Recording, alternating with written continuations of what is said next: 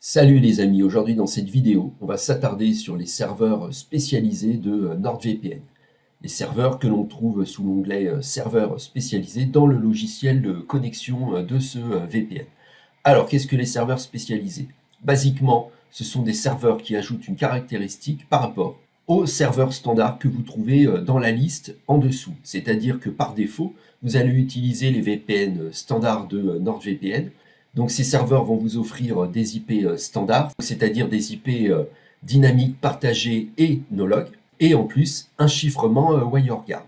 C'est-à-dire que là, par défaut, 9 fois sur 10, vous allez utiliser ces IP pour débloquer, pour confidentialiser, pour sécuriser, ou pour tout simplement avoir une IP d'un pays donné. Par exemple, si vous cliquez ici sur France, au bout d'un instant, vous allez avoir une IP donc résidentielle en France, elle sera dynamique, à chaque connexion vous aurez une nouvelle IP, elle sera partagée, plusieurs utilisateurs l'utilisent pour une question d'augmentation de confidentialité, et en plus elle est no-log, et le tout, vous aurez des transferts sécurisés avec le protocole de chiffrement WireGuard.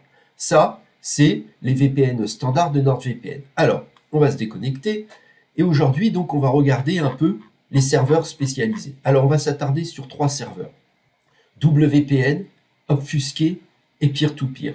Onion over VPN, c'est-à-dire les serveurs qui permettent d'aller sur Tor, on les verra dans d'autres vidéos parce que ce sont vraiment des serveurs très à part. Et les adresses IP, ça c'est pour ceux qui veulent avoir une IP statique, ce qui est pour nous le contraire du principe des VPN d'avoir une IP dynamique pour la confidentialité.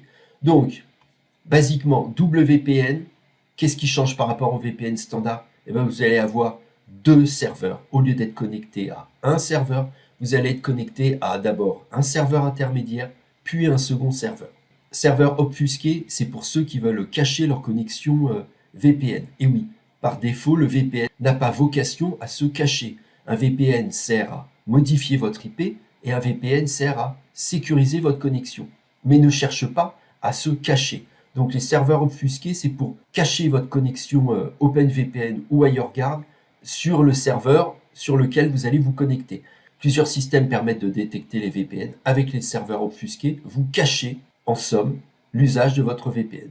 Et enfin, ce qui a fait la fortune des VPN, les serveurs spécialisés peer-to-peer. Donc on va commencer d'ailleurs par les serveurs spécialisés peer-to-peer. Donc on clique sur peer-to-peer. Et là, vous allez pouvoir télécharger en toute sécurité et en toute confidentialité, non seulement sur le réseau QBitTorrent, mais aussi vous allez vous servir du changement d'IP à volonté que propose NordVPN pour contourner les blocages et les limitations de téléchargement d'hébergeurs de fichiers comme un fichier. Je vais vous montrer.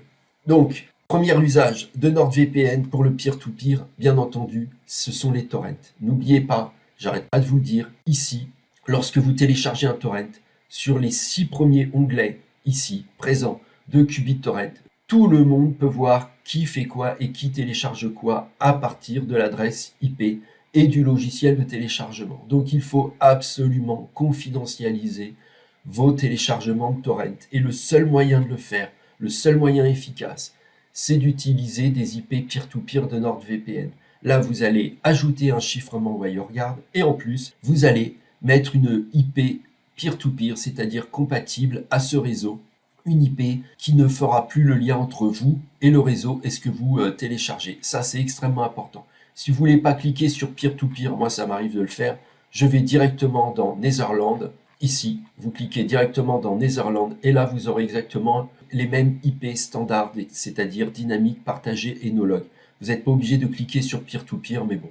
Comme le serveur spécialisé est en haut, je le fais, mais vous pouvez aussi cliquer sur Netherlands, sur Switzerland, sur Sweden, sur Romania, Albania, tous ces pays-là qui garantissent une neutralité, bien entendu, du réseau. Neutralité auquel on est extrêmement attaché. Ça, c'est le premier usage peer-to-peer, c'est les torrents. Mais ça peut aussi servir pour le téléchargement direct. Je vais vous montrer. Ici, je suis sur un fichier, j'ai sélectionné un fichier, et donc je clique sur accéder au téléchargement. Et voilà, là je peux télécharger ce fichier, vous voyez, il me propose 6 minutes. Le seul problème, c'est comme je suis utilisateur gratuit sur un fichier, je ne pourrai pas télécharger un second fichier sans un temps d'attente qui peut varier de 20 minutes à 2 heures. Donc à la fin du téléchargement, je ne pourrai pas télécharger un second fichier car j'ai déjà utilisé mon IP pour télécharger un fichier. Donc je vais renouveler mon adresse IP, je vais pouvoir passer au téléchargement. Donc je vous montre ça tout de suite. Donc mon premier téléchargement a fini, donc je voudrais en enchaîner un second. Donc j'actualise la page et là je vais avoir tout simplement un message d'erreur. Pourquoi? Parce que je garde la même adresse IP et en tant qu'utilisateur gratuit sur un fichier, je ne peux pas le faire. Donc là on me propose 180 minutes d'attente, hors de question. Je reprends mon logiciel NordVPN, je suis sur peer-to-peer, vous voyez, en France. Je clique ici pour changer, switcher d'IP, ça y est. Je suis maintenant au serveur 773, j'actualise un fichier, et là, nouveau serveur, nouvelle IP, nouvelle identité, et je contourne les limitations de un fichier.com, et donc je vais pouvoir commencer mon téléchargement sans temps d'attente entre le premier et le second. Et vous voyez, accéder au téléchargement, je clique dessus, voilà, et voici donc mon second téléchargement qui commence. Donc celui-là, j'en ai pas besoin, c'était juste pour la vidéo, je l'arrête. Voilà, donc on a fait les serveurs spécialisés peer-to-peer, et maintenant on va passer au serveur obfusqué, c'est-à-dire comment cacher que vous utilisez un VPN pour aller sur Internet. Alors, ce qu'il faut voir, c'est que plusieurs services, des pays, des agences gouvernementales, des sites Internet spécialisés bloquent les connexions VPN pour des raisons de sécurité, parce qu'ils veulent lutter contre les hackers, les spammers, les trollers, les haters, etc. etc. Ils vérifient que vous utilisez une connexion VPN et vous bloquent. Alors comment font-ils? Tout simplement, ils regardent ce qu'on appelle le header de connexion. C'est-à-dire que dans le header, vous avez le port de connexion, vous avez le logiciel, le type, et surtout vous avez la partie sécurisation, quel chiffrement vous employez. Et là, ils vérifient que vous utilisez par exemple un SSL, mais un SSL de VPN, c'est-à-dire c'est pas un SSL de HTTPS, c'est pas exactement le même, et donc ils arrivent à partir du header de votre connexion à regarder à travers le port et votre sécurisation le type de chiffrement. C'est extrêmement simple à faire. Je vous le redis, les VPN n'ont pas vocation à se cacher. À l'origine, les VPN, c'est pour modifier votre IP de connexion, pour accéder à un serveur sécurisé et aller sur Internet de façon optimale, sécurisée, ou de créer un réseau privé virtuel. Maintenant, les VPN sont extrêmement utilisés et donc certains sites commencent à les bloquer. C'est exemple ici de Reddit. Vous voyez, j'ai mon IP peer-to-peer en France et je ne peux pas. Alors, je vais essayer de passer par une IP standard. Donc, on va aller par exemple en France. Je clique sur France. Je change d'IP. Je ne suis plus en IP peer-to-peer. Je passe par un VPN standard. Vous voyez, c'est relativement rapide. Je suis sur le serveur 670. Et qu'est-ce qui se passe? Hop, j'ai toujours le même message d'erreur. Pourquoi? Parce que Reddit regarde tout d'abord l'IP. Même si NordVPN, je vous l'ai dit dans une précédente vidéo, utilise des IP résidentiels, c'est-à-dire vraiment des IP fournis par un fournisseur d'accès à Internet français. Donc Reddit regarde l'IP, il voit que c'est une bonne IP résidentielle, il regarde leader et là il voit connexion faite à travers du protocole de chiffrement WireGuard. Il n'en veut pas. Donc il va falloir maintenant cacher notre utilisation du VPN. Et c'est là où on va utiliser les serveurs offusqués. Donc cette technique-là, je vous la fais avec Reddit, mais vous pouvez la faire dans des pays où les connexions VPN sont bloquées, sur d'autres sites qui bloquent les VPN, dans des hôtels, dans des Wi-Fi publics, tout ça, vous pouvez l'utiliser cette technique. Dès que vous voulez aller sur Internet avec votre VPN, qu'on détecte votre VPN, c'est-à-dire qu'on va vous bloquer, vous passez par ces serveurs offusqués. En réalité, que fait NordVPN? Il prend sa connexion WireGuard et il le met dans un tunnel TLS 1.3, le dernier TLS. Le 1.4 va bientôt sortir.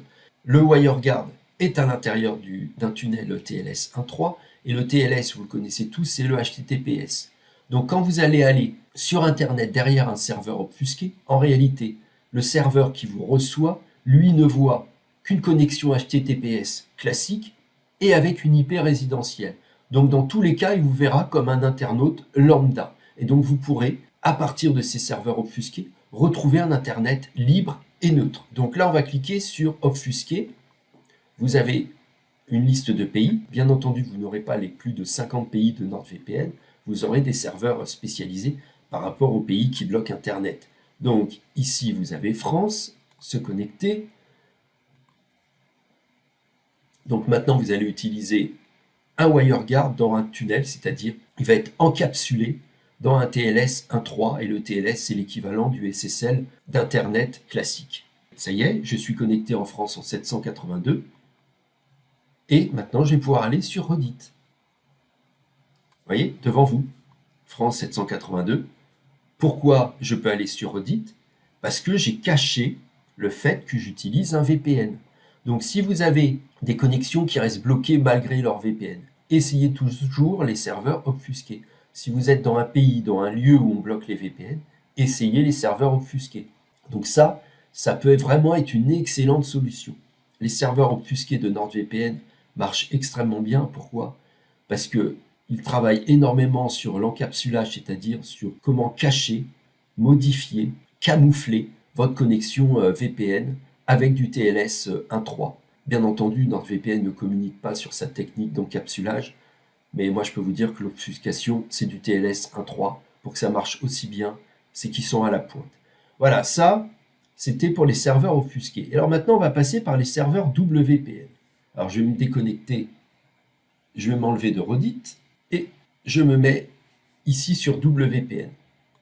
Hop, je clique sur WPN. Alors, une connexion WPN, c'est la mise en place d'un serveur intermédiaire avant votre serveur de sortie. C'est-à-dire, au lieu d'être connecté à un serveur standard, vous allez être connecté à deux serveurs. D'abord, un premier, ici en Angleterre, puis en France. Là, je clique sur Netherlands, connecté.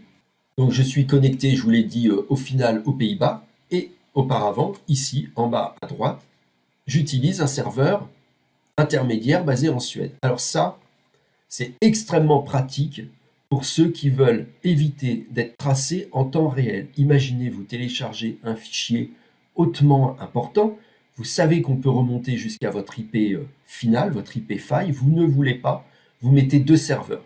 C'est-à-dire que déjà, casser un serveur en temps réel, c'est extrêmement difficile. Mais en casser deux, c'est-à-dire c'est quasi impossible. Donc on ne pourra plus remonter entre le lieu où vous téléchargez, le lieu où vous surfez, le lieu où vous discutez et votre IP finale parce que vous mettez deux serveurs. Vous avez une IP intermédiaire Nolog qui vous protège en plus et vous avez un deuxième protocole de chiffrement qui s'ajoute au premier. Donc vraiment, c'est quasi intraçable. Alors ça, c'est pour du temps réel, hein. Si vous allez sur Internet, juste pour aller sur jeuxvideo.com, JVArchive, tous ces sites-là, vous prenez un VPN standard classique, vous aurez une IP dynamique, partagée, résidentielle, Nolog, comme je vous l'ai dit. Ça, le WPN, c'est vraiment pour ceux qui veulent télécharger un fichier sensible, ceux qui veulent visiter un site sensible et qui veulent éviter absolument qu'en temps réel, on remonte jusqu'à leur IP file. Alors, pendant très longtemps, le WPN a souffert de vitesse, de problèmes de vitesse, ce qui n'est plus le cas maintenant avec le protocole WireGuard. Du temps de l'OpenVPN, quand vous preniez du WPN, il y en a même qui faisaient du quadruple VPN, je vous dis pas, les vitesses de connexion, elles étaient minables. Maintenant, le WPN, on va faire un test de vitesse. Vous allez voir, c'est vraiment très rapide. Donc, je clique sur Go. Donc, il me met bien que mon serveur de sortie, c'est Amsterdam.